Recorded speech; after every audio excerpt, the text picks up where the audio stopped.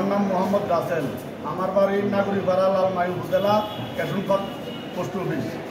আমরা 2019-20-21 থেকে বিশ্বরূপ পেঁয়াজ কোম্পানির থেকে আমরা কয়েকজনে মিলে কয়েকটা গাড়ি নিচ্ছি। আমরা সবাই মনে করেন তারা বলছে অল্প পুঁজিতে বেশি লাভ, এরকম বলি আমাদের গাড়িগুলো দিছে। এবং গাড়িগুলো দেওয়ার পরে আমরা প্রায় 2-2.5 মাস 3 মাস আমরা ভালোভাবে চালাইছি।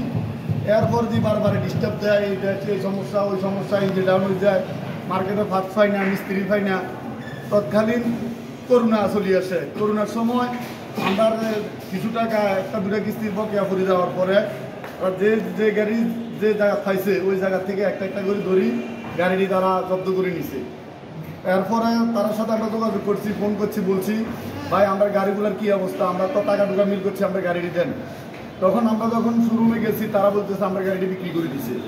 তখন আমরা তারা বলছি আপনারা যখন আমরা গাড়ি বিক্রি করে দিচ্ছেন, আমরা থেকে যে ডকুমেন্টসই রাখছেন আমরা ডকুমেন্টসই আমরা বুঝাইয়া দেন। ওই তারা বলছে, তখন শোরুমেও বলছে তোমরা কোনো সমস্যা হইতো না, আমরা গাড়ি বিক্রি করে দিছি। তারপর তো এই জন্য প্রায় 2-3 বছর আমরা লাইনে আছি। সবাই কর্মটর্ম করি, সবাই করি, কেউ হাতের কাছে বদিল্লাতে, কেউ রিক্সা চালায়, এইভাবে আমরা আছি। এখন প্রায় 2-3 বছর পরে তারা আমরা একটা করে 2টা নোটিশ পাঠাইছে, সবাইরই নোটিশ পাঠাইছে। তারা 4,20,000 30,000 করে আমরা মামলা দিচ্ছে। এখন আমরা তারা এইভাবে হয়রানি করা কি আছে। আমরা প্রায় 108 জন, এখন এমন আছে প্রায় 40-45 জন।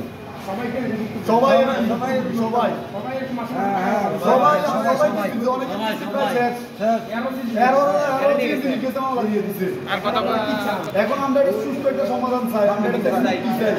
আমরা সবাই গরিব মানুষ, আমরা পুলিশ হয়রানি না করি।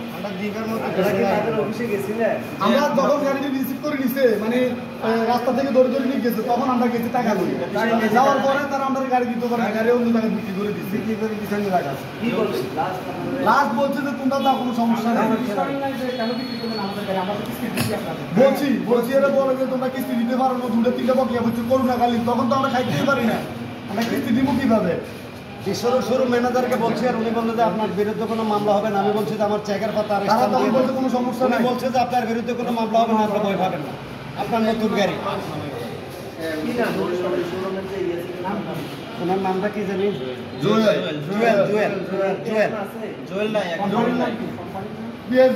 কোম্পানি, কোম্পানি আগে ছিল ক্যান্টনমেন্ট, এখন আসছে বিশ্বরূপ।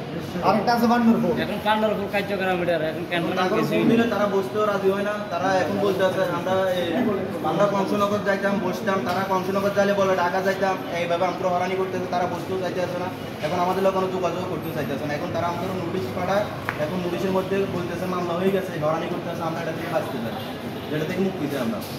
ঠিক আছে, ধন্যবাদ।